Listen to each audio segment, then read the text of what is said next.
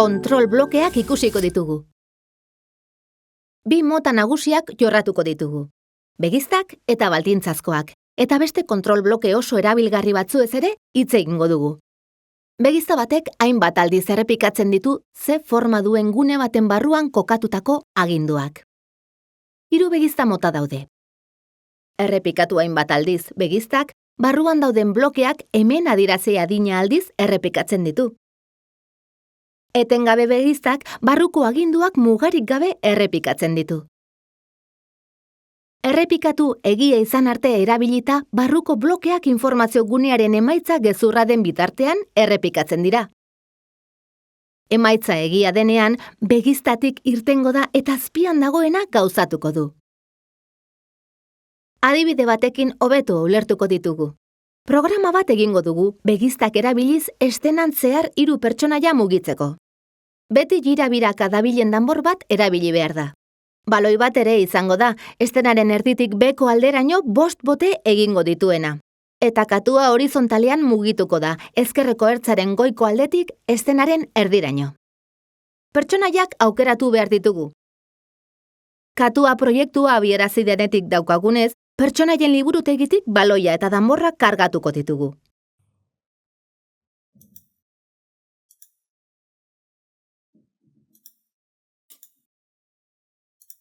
Pertsonaiak hautatu ondoren, zatika ekingo diogu.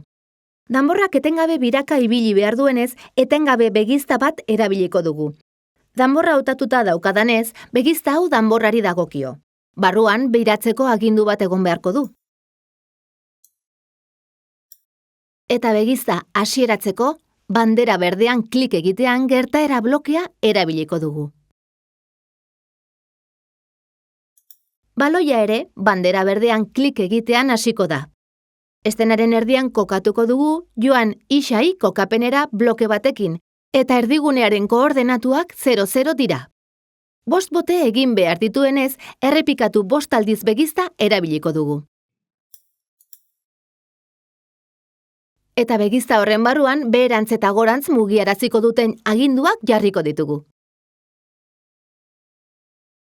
Irristatu blokea erabiliko dugunez, ez dago mugimenduaren norabidean apuntatu beharrik.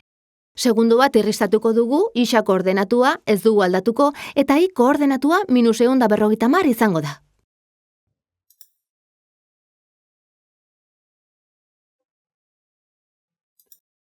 Beheko aldera iritsi ondoren, errebotatu egin behar duenez, goiko aldera ere irristatuko dugu.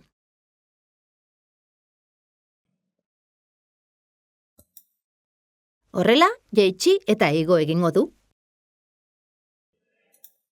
Katua ere bandera berdea sakatzean abiaraziko denez, mugimendu horri dagokion blokea erabiliko dugu. Estenaren ezkerraldetik hasiko denez, joan isa i kokapenera mugimendu blokea erabiliko dugu eta isa koordenatuan adibidez -220 balioa jarriko dugu.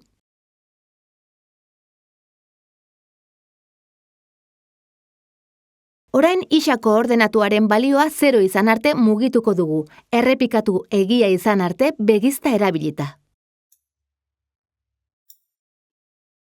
Barruan mugitu bloke bat izango du. Baldintza ebaluatzeko beste 2 bloke behar ditugu. Alde batetik, pertsonaiaren isa koordenatua atzitu beharko dugu, isa kokapena mugimendu bloke baten bidez.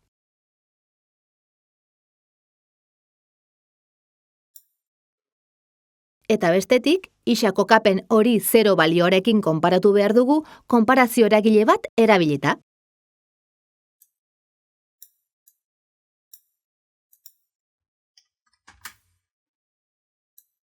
Bandera berdea sakatzean, 3 pertsonaien programek funtzionatu beharko lukete. Danborra gira-biraka dabil, baloiak boteak egiten ditu eta katua ezkerretik erdiraino mugitu da.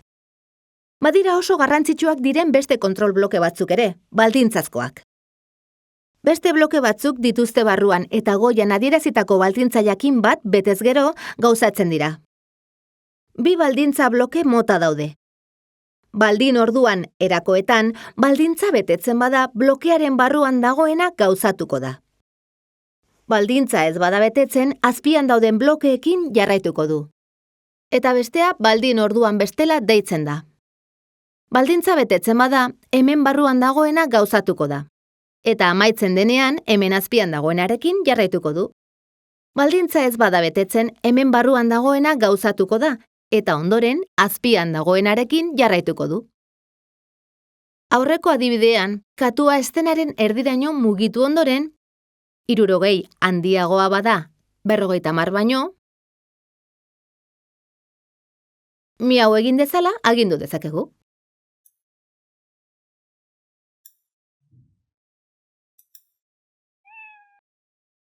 Baldintza egia denez, barruan zegoena gauzatu da.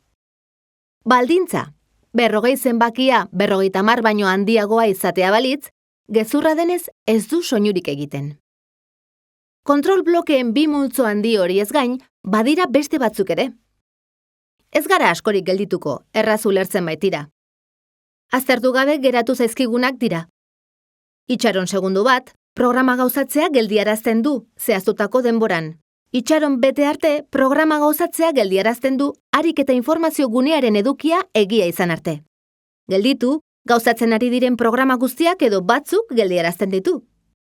Eta amaieran, klonekin lan egiteko beste 3 bloke daude. Klonak, pertsonaia beraren errepikapenak dira, eta oso erabilgarriak dira, era berean jokatu behar duten hainbat pertsonaia programatzeko.